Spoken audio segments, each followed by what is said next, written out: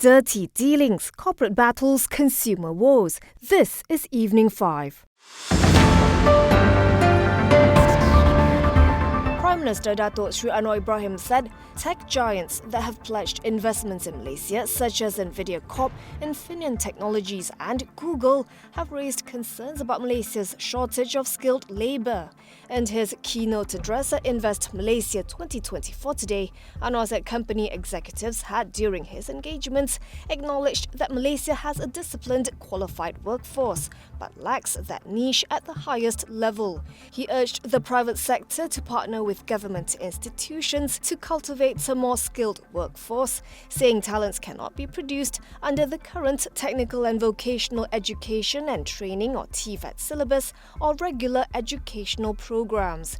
The PM pointed to the recent launch of Malaysia's first Faculty of AI under University Technology Malaysia in May, which was set up within 4 months of its ideation, and said the likes of Malaysia's banks, Khazanah Nasional, established conglomerates and Bursa Malaysia could come in and help produce qualified, competent graduates in new fields. Yesterday, Anwar said Malaysia is now more selective when it comes to foreign direct investment, picking those with a focus on projects that would greatly benefit the country, especially in the field of AI and data technology.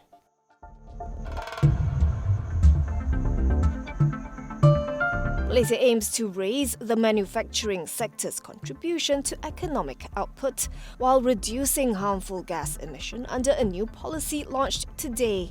MITI Minister Tengku Datuk Sri Zafrul Abdul Aziz said at the launch of the Circular Economy Policy Framework that the government is seeking to lift the sector's contribution to gross domestic product from its current baseline of 24% via more sustainable pathways. He did not provide a target. This new policy, he said, aims to reformulate fossil fuel-based industrial models and catalyze green growth practices across the manufacturing value chain. It will leverage the role of manufacturers with a strategic focus on material, heat and water input, particularly from a life cycle perspective, comprising the design, manufacturing, distribution and retirement stages of product, followed by how much of it can be recycled. According to the minister, the framework aims to ensure the sector reduces its carbon dioxide and greenhouse gas emissions from the current 20% contribution to Malaysia's national climate change reporting for Scope 1 and Scope 2. Scope 1 emissions are directly emitted from a company's own production processes, while Scope 2 covers emissions from the fuel or energy bought or used by a company.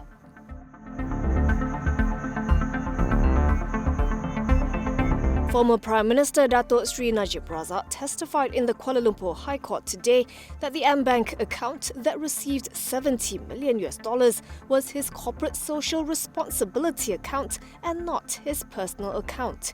He is in court for SRC International's civil action against him.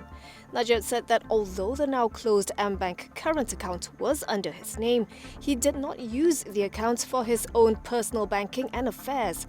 This account was one of the 5 the ex-finance minister had with AmBank, which were alleged to have received funds siphoned from SRC and 1MDB. According to his account statement, the opening balance in January 2012 was about 290 million ringgit and the closing balance was roughly 505 million ringgit.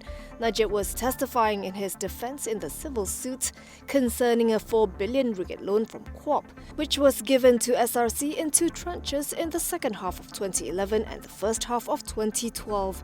The company claims that $120 million had eventually ended up in Najib's bank accounts. This is separate from the SRC criminal case, for which Najib is being imprisoned.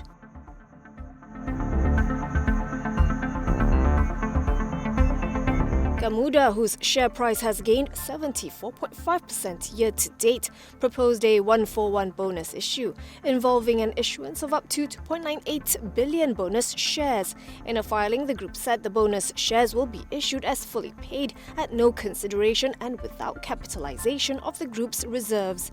Separately, Gamuda reported an 8.2% increase in net profit to 272.49 million ringgit for the fourth quarter of FY 2024.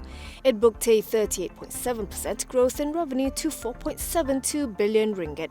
While it did not declare any dividend for the quarter, its FY 2024 payout amounted to 16 cents per share.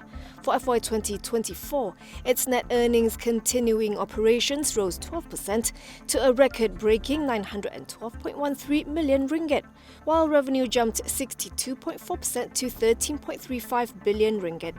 Commenting on its outlook, Gamuda said it expects its performance next year to be largely driven by overseas and domestic construction activities, including the construction of several data centers and higher contribution from the property division's various quick turnaround projects. It highlighted its all-time high construction order book of 25 billion ringgit and unbilled property sales of 7.7 billion ringgit and comfortable net gearing of 39%. Shares of Gamuda closed 0.9% lower at 8 ringgit 1 cent, valuing it at 22.59 billion ringgit.